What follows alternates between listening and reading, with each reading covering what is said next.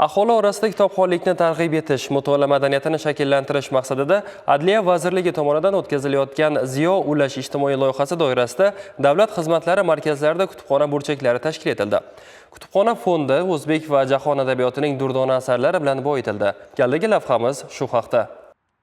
Loyiha doirasida davlat xizmatlari markazlari, yuridik xizmat ko'rsatish markazlari, fuqarolik holati dalolatnomalarni yozish bo'limi va Madad nodavlat notijorat tashkiloti byurolariga tashrif buyuruvchilar kitoblarni olib kelishlari va o'z navbatida boshqa kitoblarni qoldirishlari mumkin. Bu esa bilimlar va ma'rifat aylanishini yuzaga keltiradi. Ushbu loyiha nafaqat kitobxonlikni ommalashtirishga, balki har bir kishi jamiyat ma'rifatiga o'z hissasini qo'shishi, madaniyatini shakllantirishga hamda butun mamlakat bo'lib jonli kitob almashish maydonlarini yaratishga ko'maklashadi. Markazlarda tashkil etilgan kitob jamoalari to'ldirilgach, ortgan kitoblar ehtiyojmand oilalarga, maktablar, bog'chalarga sayyor tarzda yetkazib beriladi.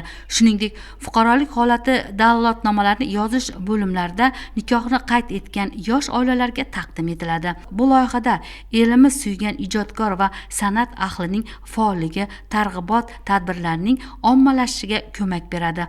Ular o'zi yozgan asarlarni, ilmiy izlanishlari, Xorazm san'ati hamda adabiyotiga doir asarlarni kitob fondiga taqdim qilishmoqda.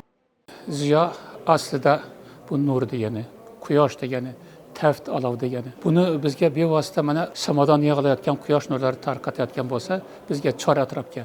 Mana bu biz nazarda tutayotgan ziyoni qalblar qabul qilib olyapti. Zalimizda yoshlar o'tirishibdi. Albatta yoshlar intiluvchan bo'lishadi, izlanuvchan bo'lishadi.